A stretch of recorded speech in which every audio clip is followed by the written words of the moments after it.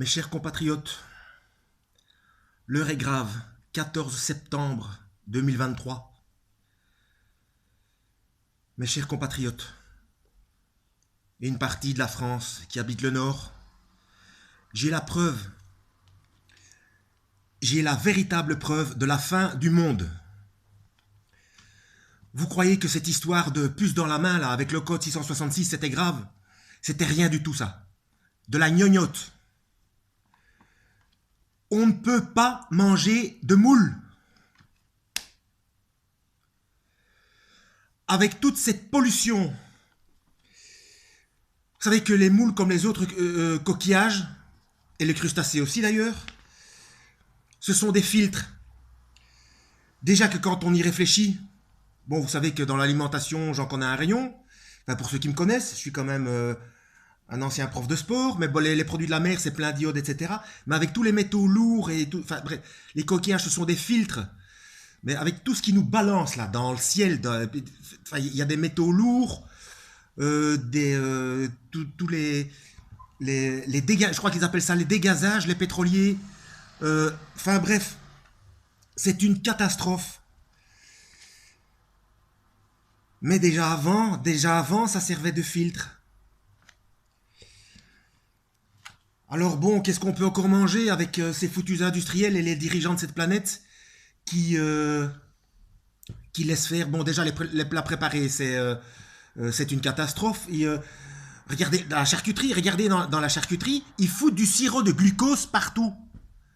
Qu'est-ce qu'on va aller foutre du sucre dans de la barbaque, dans de la viande? Tout ça pour nous rendre addicts. Alors, j'ai été creusé plus loin. Je me suis demandé, bon, parce que j'ai quand même côtoyé pas mal de personnes qui ont divers avis, des avis divers et variés, notamment sur l'alimentation. Et j'ai appris un nouveau mot. La cropophagie. Qu'est-ce que c'est que cette histoire? La cropophagie, ce sont tout. J'espère que vous ne regardez pas, coupez tout de suite, mettez pause si vous êtes à table. Hein. La cropophagie, c'est s'alimenter avec ses excréments. Alors, quels sont-ils ces animaux-là? Beaucoup d'insectes, les lapins, je ne savais pas, les chats, les chevaux, les lombrics. Les lombrics sont les vers de terre. Hein. Bon, ça, on s'en doutait. Mais allez regarder sur Internet. Hein. J'ai trouvé ça sur des sites des sites animaliers, de vétérinaires, de naturalistes, tout ce que vous voulez. Hein. Les koalas, les musaraignes, c'est quoi ça une musaraigne? Ah, c'est style la famille des souris, je crois, un truc comme ça. Les castors, les singes, les lièvres. Oui, les lièvres, c'est la famille des lapins. Les émeus, oh, ça m'émeut. Les émeus, c'est la famille de l'autruche. Les porcs, la plupart des oiseaux et les carnivores en général. Les mouettes, les cigognes. C'est incroyable. Et puis ça m'a fait tilter. Ça m'a mis encore une fois la puce à l'oreille. Parce que je lis la Bible. Alors on va aller voir dans le Lévitique, chapitre 11. Il y aura beaucoup de rebondissements dans cette vidéo, donc restez jusqu'à la fin. Vous ne savez pas comment elle va se terminer. Je vais avoir plusieurs retournements de veste. On va dans le Lévitique, chapitre 11. Parce que moi, cette histoire de moule, ça me reste en travers de la gorge. Déjà qu'il y a plus, on arrive à la fin des temps, si on ne peut plus manger de moules, alors déjà que ici, depuis que je suis en France, j'ai pas accès à un bête bocal de chou rouge, si je peux même pas manger des moules. Bon, bref, Lévitique, chapitre 11. Hop, 5, 6, 8, 11. Les animaux purs et impurs. dans l'Ancien Testament, il y avait des animaux qu'on ne pouvait pas manger. Alors, l'Éternel dit à Moïse et à Aaron, transmettez ces instructions aux Israélites. Voici les animaux que vous pourrez manger parmi toutes les bêtes qui vivent sur la terre. Vous pourrez manger de tout animal qui a le sabot fendu ou le pied fourchu et qui rumine. Bon, bref. En revanche, vous ne mangerez aucun de ceux qui ruminent seulement ou qui ont seulement le sabot fendu, blablabla. Voilà, on va commencer avec les noms. Vous ne mangerez pas le chameau. Tiens, un chropophage. Qui rumine mais qui n'a pas le sabot. Enfin, eux, ils se sont focalisés sur sabot fendu, ruminant. Maintenant, laissons tomber ça. Le lièvre, chropophage. Pareil, hein, sabot fendu. Mais je vous passe chaque fois cette histoire de ruminant et sabot fendu. Hein. Le porc, chropophage.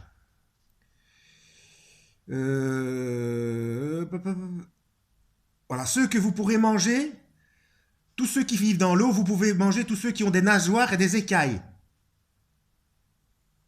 Par contre, ceux qui grouillent, qui vivent dans l'eau, soit dans les mers, vous connaissez comme abominables tous ceux qui sont dépourvus de nageoires et d'écailles. Ouais, ça vit dans l'eau. Tout ce qui est crustacés et mollusques, ça vit dans l'eau et ça n'a pas de nageoires et pas d'écailles. Et ce sont des filtreurs. Alors les oiseaux maintenant, parce que bon, la plupart des oiseaux sont chropophages. Hein. Mais ici, il spécifie, on ne peut pas manger l'aigle, l'orfraie, l'aigle de mer, le milan, les diverses espèces de vautours, toutes les espèces de corbeaux, l'autruche, tiens, voilà, chropophage, le hibou, la mouette, hop, pareil, chropophage, les diverses espèces d'éperviers, le chat-huant, je ne sais pas ce que c'est, le plongeon, un oiseau, je ne sais pas ce que c'est, moi un plongeon, c'est quand je mets la tête, enfin bref, la chouette, le cygne, le pélican, le cormoran, la cigogne, voilà, je l'avais trouvé chropophage, pareil. La huppe, la chauve-souris, voilà. Considéré comme abominable tout reptile qui vole et qui marche sur quatre pattes. Voilà. Par contre, les reptiles, vous pouvez manger ceux qui ont par des articulations qui permettent de sauter sur la terre. Donc on peut manger, on peut pas manger des comment? Les insectes, par contre, les sauterelles, criquets, grillons et locustes, on peut. Voilà. Donc, en fait, les... Ah, ça continue ici, ça continue derrière. Euh, Comme impur, tous les quadrupèdes qui marchent sur la plante des pieds. Un quadrupède qui marche sur la plante des pieds. Un ours, par exemple. Un ours, il est chropophage. Donc, parce que c'est indiqué, tous les carnivores sont chropophages. Blablabla. Bla bla. Donc, on ne peut pas manger ni la taupe, ni la souris, ni les lézards, geckos, salamandres, tortues, limaces, caméléons. Enfin bref, grosso modo, tous ceux qui sont chropophages, quoi. Allez voir dans Lévitique chapitre 11. Hein.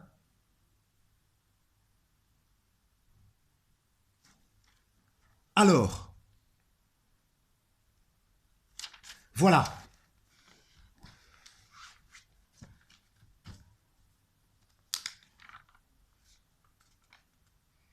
Étrangement, il y a des problèmes de santé avec la nourriture interdite par Dieu. Peu importe les causes qui existaient avant ou depuis que les dirigeants de cette planète ont laissé faire les industriels. Hein. Il y a les filtreurs de toutes sortes, donc les mollusques, voilà.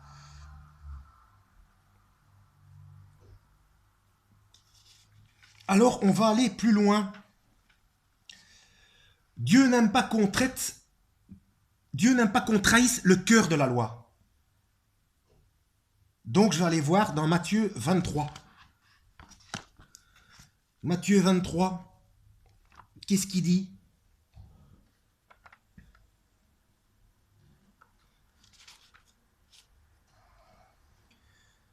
Matthieu 23.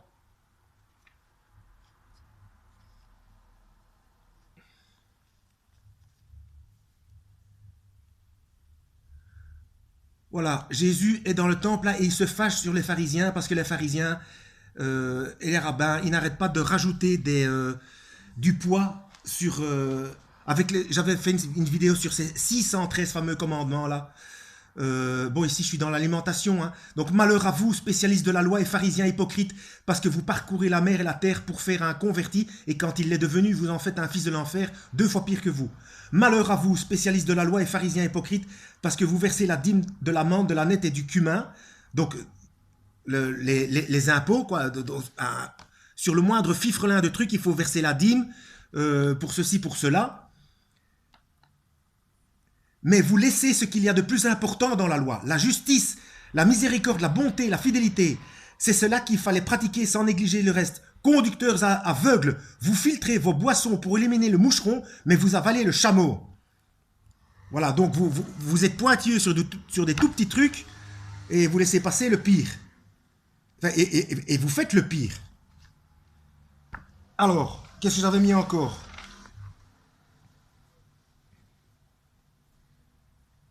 1 Corinthiens 6, versets 9 à 11. Donc, en Matthieu, c'est Yeshua qui parlait. Hein. Donc, 1 Corinthiens, chapitre 6, versets 9 à 11. 1 Corinthiens... Restez jusqu'au bout. Hein.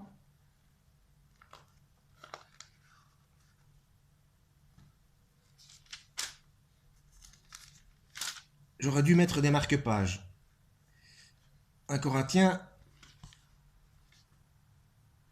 6, 9 à 11.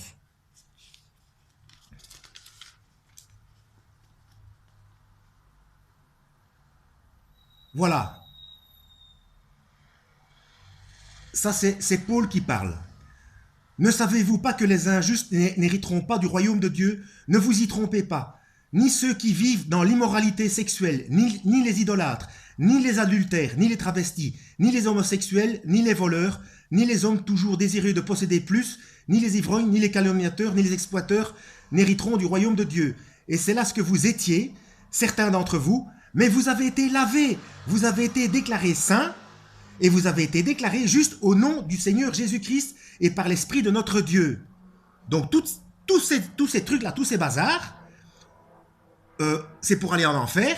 Déjà, on ne parle pas de l'alimentation, c'est beaucoup plus grave que l'alimentation, on est d'accord, hein? Mais tout ça peut être lavé si on regrette, si on se repent, qu'on arrête de faire ces choses et qu'on décide d'appartenir à Yeshua, à Jésus-Christ. Donc voilà. Franchement, c'est comme l'histoire des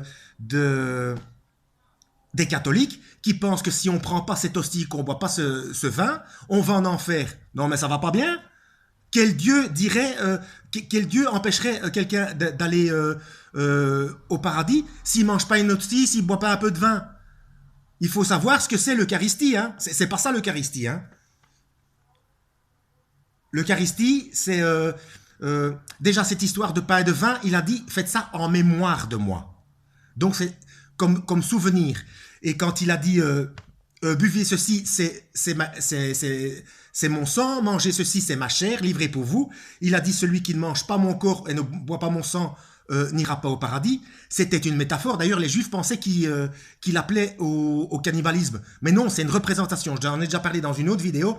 En fait, manger sa chair, c'est prendre toutes les connaissances venant de lui, et boire son sang, c'est accepter d'être en guerre contre soi-même, c'est-à-dire souffrir du fait d'être en guerre, de renoncer à soi-même, à tous ses penchants, parce que refuser être en guerre contre soi-même, c'est une lutte de tous les jours, voilà, c'est une souffrance, c'est ça, boire son sang. Bon, on continue. Genèse. Donc Genèse, c'est avant le Lévitique, c'est au tout début. Genèse chapitre 9, verset 3. Je rappelle que le Lévitique, ça fait partie des 613 commandements. Hein. Mais je rappelle aussi que, étrangement, dans le Lévitique, les animaux qui sont dits impurs, ben bizarrement, maintenant, quand on regarde les problèmes de santé, ben ce sont des animaux qui provoquent des soucis de santé. Enfin, vous voyez ce que je veux dire? Donc Genèse 9, Genèse Non. Oui, Genèse chapitre 9, verset 3. Alors, là c'est Dieu lui-même qui parle. Tout ce qui se déplace et qui vit vous servira de nourriture. Je vous donne tout cela de la même manière que je vous ai donné l'herbe verte. Seulement, vous ne mangerez aucune viande avec sa vie, avec son sang. Donc là, il a donné toute herbe verte, alors qu'on sait qu'il y a des plantes qui sont toxiques, mais peut-être qu'au temps de la Genèse, il n'y en avait pas. C'est peut-être la perversion de la planète par le mec qui a été chassé parce qu'il a fait chuter Adam et Ève, voilà, et qu'il a commencé à foutre le boxon comme il fout le boxon maintenant en tripatouillant l'ADN de tout le système du vivant, être humain compris.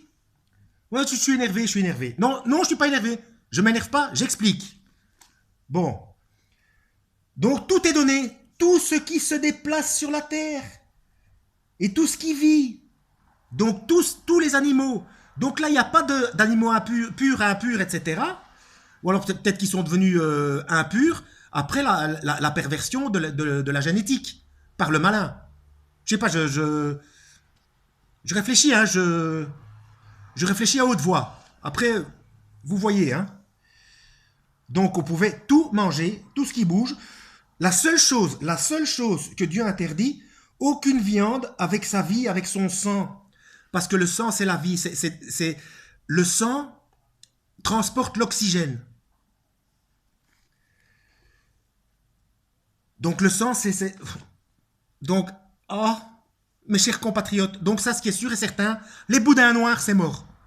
C'est mort, pas le sang. Donc même si on peut remanger des moules maintenant avec ce que je viens de lire, vous voyez, je passe de l'un à l'autre. Hein. On pouvait plus, maintenant on peut de nouveau remanger des moules, mais pas le sang. Donc du moins au tout début.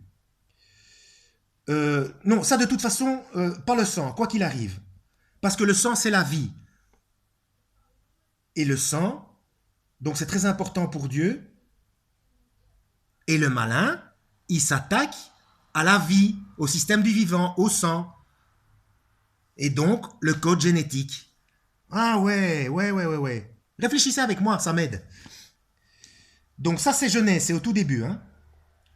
Allez, maintenant, on retourne dans le Nouveau Testament. Marc, chapitre 7, verset 19. Marc, chapitre 7, verset 19.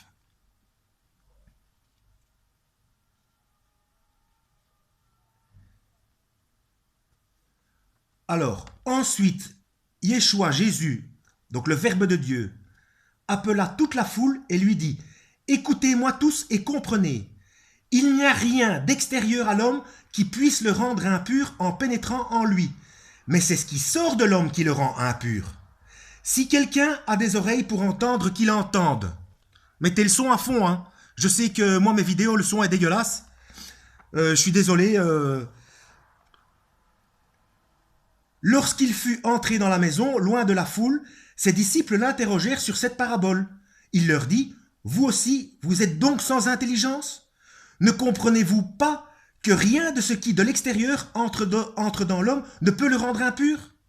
En effet, cela n'entre pas dans son cœur, mais dans son ventre, puis est évacué dans les toilettes. » Donc on parle bien de la nourriture. Il parle de ce qui rentre dans l'estomac. Donc, si ça ne rentre pas dans le cœur, ça rentre dans l'estomac, ça ne peut pas rendre impur. Il déclarait ainsi que tous les aliments sont purs. Il dit encore, donc, oui, c'est ce fameux verset. Il y a beaucoup de personnes qui disent que ce verset a été rajouté tardivement. Là, je ne peux pas le mettre. Je l'avais vu, je ne sais plus où il est, mais dans les textes grecs originaux, aussi loin qu'on remonte, le verset où il est indiqué que Yeshua dit « Il déclarait ainsi que tous les aliments sont purs », ce n'est pas un rajout tardif, c'est pas vrai. Mais il faut que je retrouve, pour pouvoir argumenter, il faut que je retrouve la preuve. Hein. Il dit encore, c'est ce qui sort de l'homme qui le rend impur. En effet, c'est de l'intérieur, c'est du cœur des hommes que sortent les mauvaises pensées, les adultères, l'immoralité sexuelle, les meurtres, les vols, la soif de posséder, les méchancetés, la fraude, la débauche, le regard envieux, la calomnie, l'orgueil, la folie. Toutes ces choses mauvaises sortent du dedans et rendent l'homme impur. Alors, là c'est moi qui parle. À part le cannibalisme, pourquoi est-ce qu'on ne pourrait pas manger des trucs, à part des trucs qui nous rendent malades? Et là, on revient à ce qui est expliqué dans Lévitique chapitre 11. Vous voyez, je vais mettre deux vestes. Je vais mettre les deux vestes.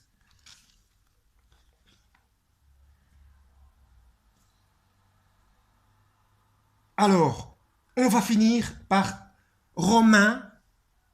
Donc là, c'est Yeshua qui vient de parler, hein, ce que je viens de dire. C'est Yeshua lui-même. Hein. Et le truc là qu'on dit que c'est un rajout, c'est pas un rajout tardif, ce n'est pas vrai. Dès que j'arrive à retrouver la preuve dans les textes grecs, je reviens vers vous. Et j'essaierai de mettre en description, et je ferai une vidéo à part pour ça. C'est ça le problème, je vois des trucs, puis j'oublie de noter, ou je m'endors, ou enfin bref. Alors on va finir avec Romains, chapitre 14. Parce que ça aussi, on peut dire, je vais le dire maintenant avant que j'oublie, quand c'est pas Yeshua qui parle, et ce sont des choses qui sont écrites dans le Nouveau Testament, on pourrait dire, il y en a qui vont, oui, mais c'est inspiré de Dieu aussi, et d'un autre côté, on pourrait dire, oui, mais ce ne sont plus comment? Ce ne sont plus c'était des humains, Yeshua n'était plus présent, et donc ils se sont peut-être ramollis ou quoi. Mais bref. Donc, Épître aux Romains, ça doit être probablement Paul qui parle encore. Hein. Accueillez celui qui est faible dans la foi sans discuter ses opinions. L'un a la conviction de pouvoir manger de tout. L'autre qui est faible dans la foi ne mange que des légumes. Celui qui mange de tout ne méprise pas celui qui ne le fait pas. Non, que celui qui mange de tout ne méprise pas celui qui ne le fait pas. Et que celui qui ne mange pas de tout ne juge pas celui qui le fait, car Dieu l'a accueilli. Qui es-tu pour juger le serviteur d'un autre ? Qu'il tienne bon ou qu'il tombe, cela regarde son Seigneur. Mais il tiendra bon car Dieu a le pouvoir de l'affermir. L'un fait une différence entre les jours, un autre les estime tous égaux. Que chacun ait dans son esprit une pleine conviction. Celui qui fait une distinction entre les jours le fait pour le Seigneur, et celui qui ne fait pas de distinction le fait aussi pour le Seigneur. Celui qui mange de tout, c'est pour le Seigneur qu'il le fait, puisqu'il exprime sa reconnaissance à Dieu. Celui qui ne mange pas de tout le fait aussi pour le Seigneur, et il est reconnaissant envers Dieu. En effet, aucun de nous ne vit pour lui-même, et aucun ne meurt pour lui-même. Si nous vivons, c'est pour le Seigneur que nous vivons, et si nous mourons, c'est pour le Seigneur que nous mourons. Ainsi, soit que nous vivions, soit que nous mourions, nous appartenons au Seigneur. En effet, Christ est mort et il est ressuscité, il est revenu à la vie pour être le Seigneur des morts et des vivants. Mais toi, pourquoi juges-tu ton frère ? Ou toi, pourquoi méprises-tu ton frère ? Nous comparaîtrons tous en effet devant le tribunal de Christ, car il est écrit « Je suis vivant, dit le Seigneur. Chacun pliera le genou devant moi et toute langue rendra gloire à Dieu. Ainsi donc, chacun de nous rendra compte à Dieu pour lui-même. Nous ne nous jugeons donc plus les uns les autres, mais veillez plutôt à ne pas placer d'obstacles ou de pièges devant votre frère. Je sais que je suis convaincu dans le Seigneur Jésus que rien n'est impur en soi. » Donc là, il revient à ce que Yeshua a expliqué précédemment. « Mais si quelqu'un considère telle chose comme impure, alors elle est impure pour lui. » Donc c'est selon l'avis de chacun. « Si ton frère est attristé à cause de ce que tu manges, tu ne marches plus selon l'amour. Ne cause pas par ta nourriture la perte de celui pour lequel Christ est mort. Que ce qui est bon pour vous ne devienne pas un sujet de calomnie. En effet, le royaume de Dieu, ce n'est pas le manger et le boire, mais la justice, la paix et la joie par le Saint-Esprit. Celui qui sert Christ de cette manière est agréable à Dieu et approuvé des hommes. Ainsi donc, Recherchons ce qui contribue à entretenir la paix et à nous faire grandir mutuellement dans la foi. Pour de la nourriture, ne détruis pas l'œuvre de Dieu. Certes, tout est pur, mais il est mal de manger quelque chose si cela représente un obstacle pour quelqu'un. Il est bien de ne pas manger de la viande, de ne pas boire de vin et de t'abstenir de ce qui peut être pour ton frère un obstacle, un piège ou une source de faiblesse. Ouais, une source de tentation devant quelqu'un, d'après ce que j'ai compris. Cette foi que tu as, garde-la pour toi devant Dieu. Heureux celui qui ne se condamne pas lui-même parce qu'il approuve. Mais celui qui a des doutes au sujet de ce qu'il mange est condamné parce qu'il n'agit pas par une conviction de foi. Tout ce qui ne provient pas d'une conviction de foi est péché. Résultat des courses, si on n'est pas certain, si on doute devant l'assiette, c'est mort, c'est péché. Donc il faut bouffer tout ce qu'il y a dans l'assiette sans y penser. Qu'est-ce qu'on fait?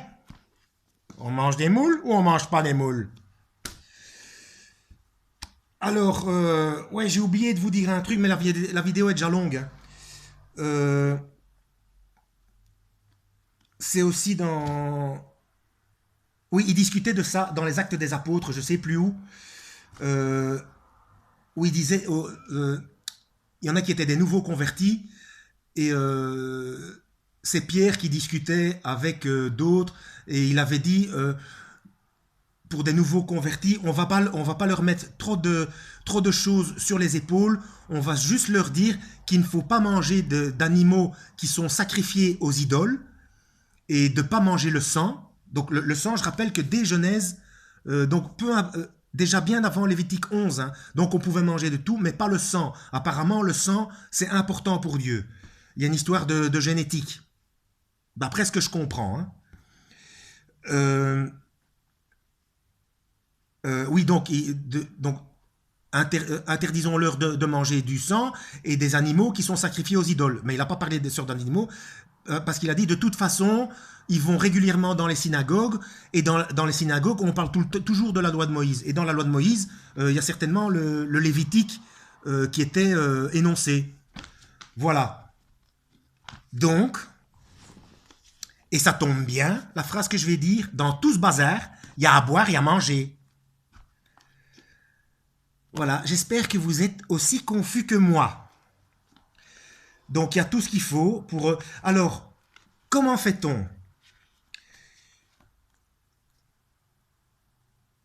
Il y a un truc auquel je pensais depuis longtemps, que j'avais remarqué depuis longtemps, concernant le vin. Il y avait une question qui avait été posée à Yeshua. On lui avait demandé, est-ce qu'on peut boire du fruit de la vigne? Il a dit, oui, bien sûr, vous pouvez boire du fruit de la vigne, mais vous ne pouvez pas vous en enivrer. Donc, il ne faut pas exagérer. Et il y avait des pharisiens qui le critiquaient. Et Yeshua avait répondu, oui, mais vous avez déjà critiqué Jean le Baptiste parce qu'il ne mangeait pas, il ne buvait pas. Et maintenant, moi, je viens parmi vous, moi, je mange et je bois, et vous me critiquez aussi. Donc, l'air de dire, pour les pharisiens, il n'y a rien qui... Quoi qu'on fasse, de toute façon, ils trouvent toujours quelque chose pour critiquer. Donc, eh bien, par principe de précaution, dans le Coran, je pense que le prophète, il a fait ça par principe de précaution, parce que selon certaines circonstances, s'il n'y a rien d'autre, ils peuvent boire pour éviter de mourir. Eh bien, alcool interdit. Voilà, pour être sûr de ne pas faire de bêtises, alcool interdit.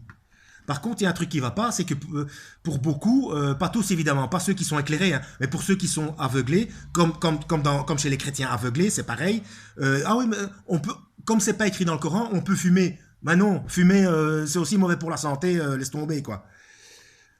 Donc, moi je dis, après avoir vu ce qu'il en est de l'alimentation, les chropophages et les animaux qui filtrent, donc les moules, oh pourquoi les moules? Et ben par principe de précaution, ben faudrait aussi s'en abstenir, quoi. Même sans se focaliser sur cette histoire de règles alimentaires dans la Bible, quoi. Vous voyez ce que je veux dire? Donc, que ce soit dans Romains, que chacun fasse selon ses convictions, il y a des choses beaucoup plus importantes que pour suivre le Seigneur que commencer à se prendre la tête avec l'alimentation. Mais bon, la santé, c'est important. Mais Yeshua a bien dit, et ce verset où il est dit, par cela, il expliquait que plus rien n'est impur, ce n'est pas un rajout tardif. Mais il faut que je retrouve la preuve en grec. Oui, où il explique que ce n'est pas ce qui entre dans la bouche qui rend impur, mais ce qui en sort. Alors, évidemment que Yeshua ne mangeait pas de porc, parce que de toute façon, là où il était, le porc ne se consommait pas, il n'y en avait pas. Mais est-ce qu'il en mangerait si... mais d'après son discours... Enfin, vous voyez ce que je veux dire, quoi. Oh, flûte. Il y a des choses plus importantes que ça. Bon. Voilà. Que Dieu vous guide.